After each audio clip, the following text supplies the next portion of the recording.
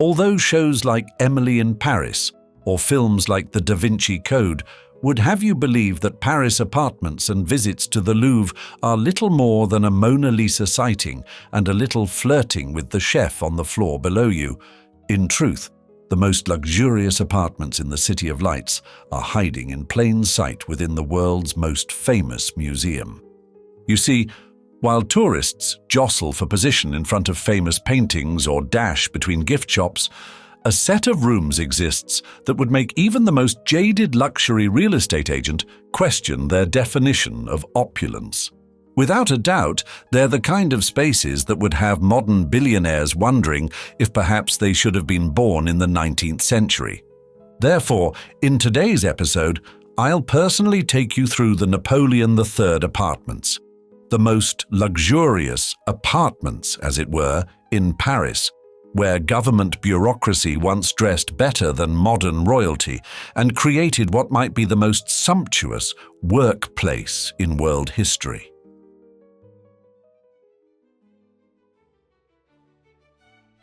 When you step into the Napoleon III Apartments, you are whisked away into a magical world where governmental offices redefined the meaning of working from home. The Grand Salon greets visitors with a 180-bulb chandelier suspended from ceilings, adorned with Charles-Raphaël Maréchal's masterful frescoes, making modern lighting fixtures seem rather apologetic in comparison. Stretching nearly 1,000 square meters, or as my American friends would say, 10,700 square feet, these 11 interconnected rooms flow together in what architects call enfilade, and what I call proper spatial organization. The walls themselves tell stories of extravagance, rare marbles imported from quarries that probably went bankrupt from the effort, malachite and onyx competing for attention, and enough gold-plated bronze to make Fort Knox question its career choices. In the minister's private study, exotic wood paneling, encrusted with even more exotic woods, creates the sort of workspace that would make modern tech CEOs consider a career in 19th century French government. The Salon de Réception features silk and velvet wall coverings in shades that required their own security detail, while crystal chandeliers ensure that even shadows maintain proper elegance.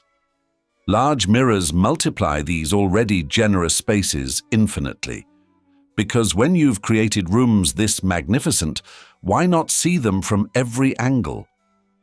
The ceremonial dining room boasts the kind of ceiling height that makes one wonder if the Minister of State dined with giants, or perhaps just their egos. Each doorway stands crowned with gilded moldings that probably required their own maintenance staff, while intricate stucco work proves that even plaster can achieve nobility if properly motivated. The private apartments showcase bedchambers where even the dreams had to maintain proper protocol, with furnishings that would make Versailles guest rooms feel rather provincial. In the antechamber, marble columns rise with the kind of authority usually reserved for Roman emperors, though these speak perfect French. The library features bookcases crafted from timbers that likely caused several small forests to retire early, all in service of proper governmental reading habits. Even the smaller rooms, though small here remains relative, maintain standards that would make modern luxury hotels consider a change of profession. A recent 9-month restoration completed in June 2024 has returned these spaces to their original splendor, though one suspects even their dusty state outshone most modern attempts at luxury. Moving through these rooms today, one understands why the Minister of State never complained about working late. When your office outshines your residence, overtime becomes rather appealing.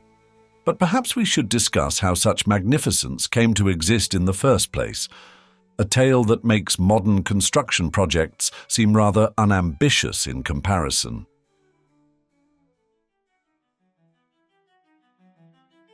Louis Napoleon Bonaparte, nephew of Napoleon I, turned democratic victory into imperial destiny with remarkable precision. Elected president of the French Second Republic in 1848, he orchestrated a rather efficient career change through a coup d'état on December 2nd, 1851. 1 year later, he proclaimed himself Emperor Napoleon III, marking the occasion by launching the most ambitious architectural project Paris had seen since his uncle redecorated Europe. Enter Hector Martin Le Fouel, born to a family of builders in Versailles, though I dare say none of his relatives had ever contemplated anything quite this grand.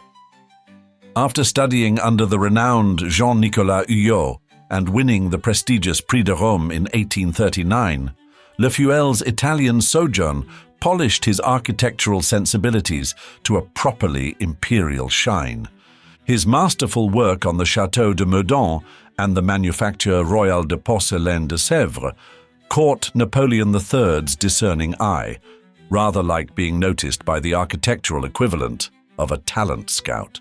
The emperor's grand vision required a suitably impressive home for his Minister of State, who managed relations with the assemblies and oversaw both major works at the Louvre and the Fine Arts Department. The apartments would form part of a greater complex housing the Ministry of Algeria and Colonies from 1858 to 1860, because even colonial administration required proper quarters. Barracks for the Imperial Guard ensured security maintained the same standards as the surroundings, while the Ministry of the Imperial Household added another layer of administrative grandeur. The Bibliothèque du Louvre crowned the upper floor between the Pavillon Richelieu and the Rue de Rivoli, a library that, while technically the emperor's personal property, graciously welcomed the public. The extensive complex included offices for various ministries, creating a concentrated center of power that would make modern government districts appear rather decentralized. This transformation represented the culmination of the centuries-old Grand Salon, connecting the Louvre Palace with the Tuileries Palace in a manner that previous monarchs had only dreamed about. Construction began on July 25, 1852, under architect Louis Visconti, though fate had other plans for the project's original mastermind. When Visconti departed this world in December 1853, Le Fouel inherited not just a construction site, but the chance to reshape one of Europe's most prestigious addresses. The project demanded the clearing of old houses and buildings that encroached upon the central space between the Cour Carrée and the Place du Carrousel. Napoleon III personally visited the construction site multiple times, ensuring his vision would be realized with proper imperial attention to detail. The entire project served to unite the Louvre and Tuileries palaces both physically and symbolically, creating a governmental complex that made other national capitals look rather provincial. The Minister of State's apartments would become the crown jewel of this new administrative paradise, though perhaps we should explore the architectural innovations underneath that made such grandeur possible over a glass of something suitably historic.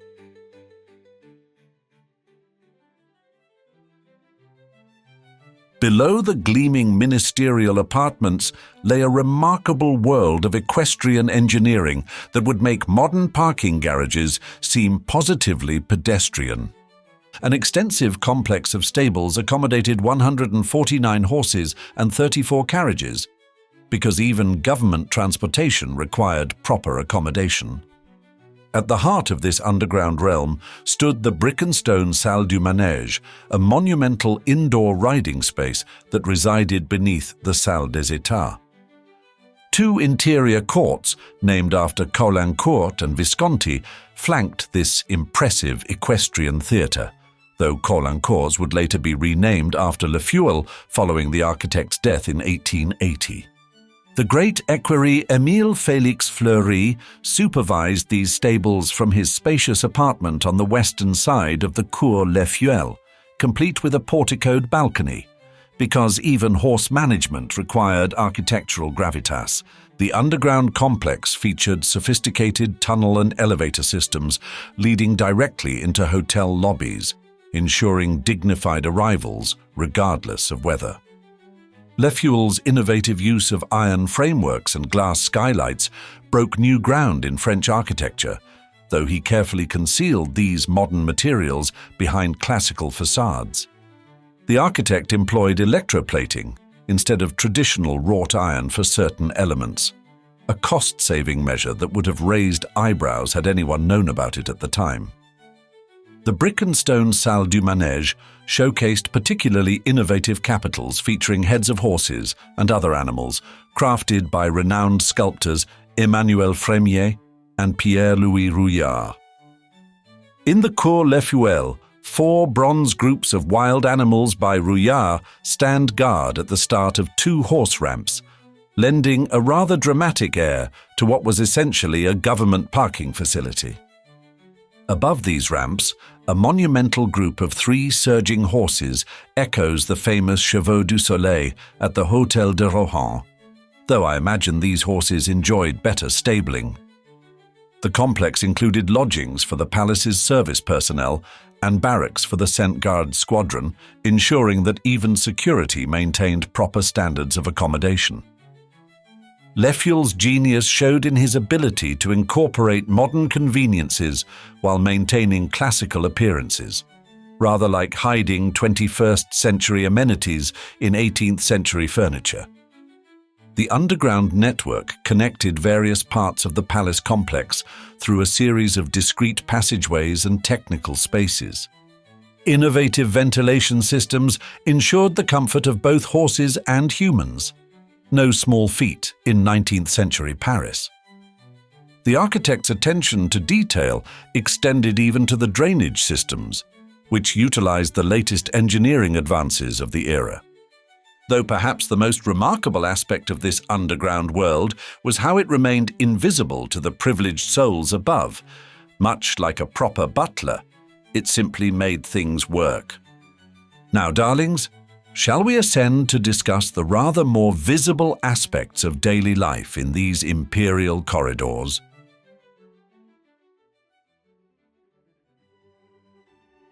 While tourists queue for hours at Versailles, the Napoleon III Apartments offer a more intimate and, dare I say, more luxurious glimpse into French imperial grandeur.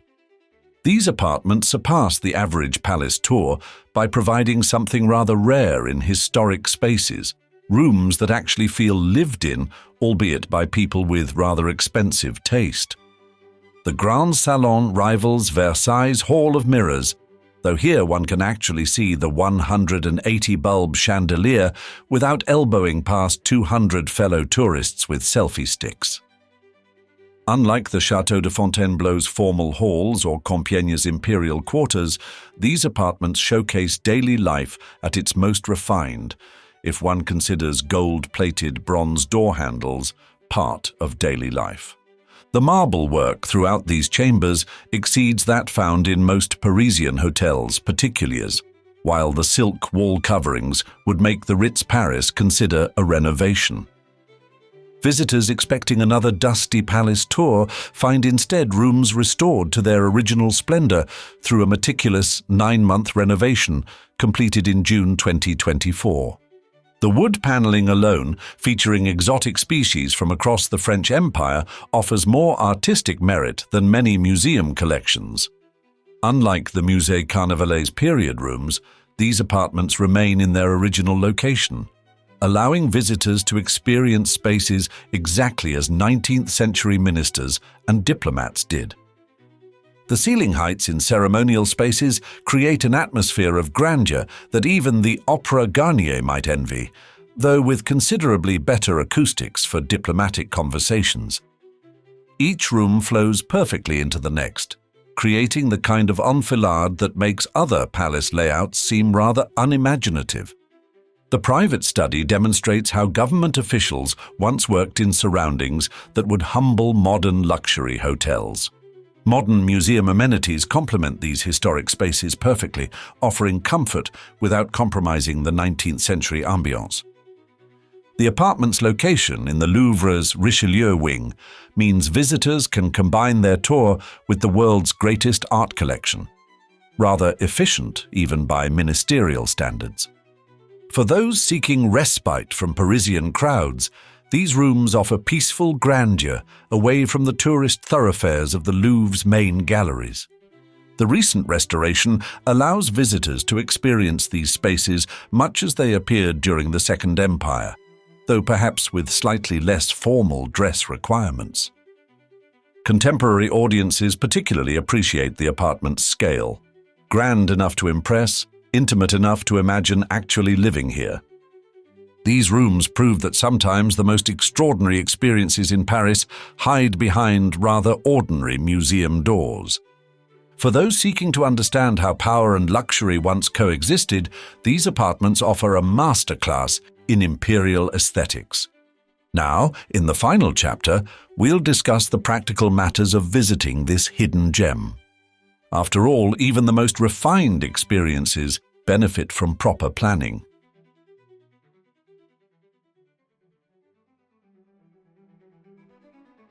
The Napoleon III Apartments now reside in a thoroughly modern museum complex that would likely leave their original occupants rather intrigued. The Cour Napoleon, where two octagonal gardens once graced the courtyard, now features I.M. Pei's glass pyramid, a 1989 addition that proves even the most classical spaces occasionally enjoy contemporary accessories.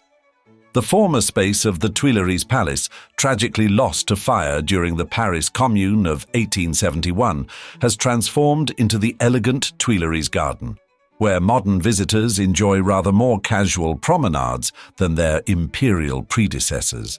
The Richelieu wing, housing our apartments, underwent a complete transformation during President François Mitterrand's ambitious Grand Louvre project in the 1990s. The Ministry of Finance finally vacated these halls in 1989, presumably taking their calculators but leaving the gilding intact. Today, visitors can enjoy the Café Richelieu, formerly the ministerial office, where one can sip coffee in surroundings that make most five-star hotels question their rating system. The Café Marly, opened in 1994 and designed by Olivier Gagnère, offers a modern interpretation of Second Empire style. Though one imagines the original Minister of State might raise an eyebrow at customers wearing denim. Three monumental staircases, the Escalier Le Feuille, Escalier du Ministre, and Escalier Colbert, still provide appropriately grand vertical circulation, though now they ferry tourists rather than telegrams. The western wing houses modern museum galleries where imperial guardsmen once stood watch, proving that even barracks can be improved with proper curation. Below ground, the former stables and carriage houses have transformed into some of the world's most elegant museum storage and technical spaces, though I dare say the horses had better views. The glass-covered courtyards now shelter visitors from rain rather than carriages, while cleverly concealed modern climate control systems ensure comfort without compromising historical integrity. The Louvre's current layout wraps around these apartments like an elaborate jewel setting, with the Richelieu wing forming part of what modern visitors know as the palace's north wing. Modern security systems protect these spaces with rather more sophistication than the Imperial Guards, though perhaps with slightly less dramatic uniforms. Today's visitors enjoy amenities that would baffle 19th century occupants: escalators, elevators, and climate control, though one suspects the Minister of State would have appreciated the latter. Even the gift shop offers more luxury than many 19th century boutiques, though perhaps with slightly less intimidating protocol. And now, I'd love to see you in the comments. Have you visited the Louvre and the Napoleon III Apartments before? Or is Paris still on your bucket list? I look forward to sharing your experiences, and thanks for joining me again for another episode of Sir Luxury Travel. Ta-ta until the next one, darlings.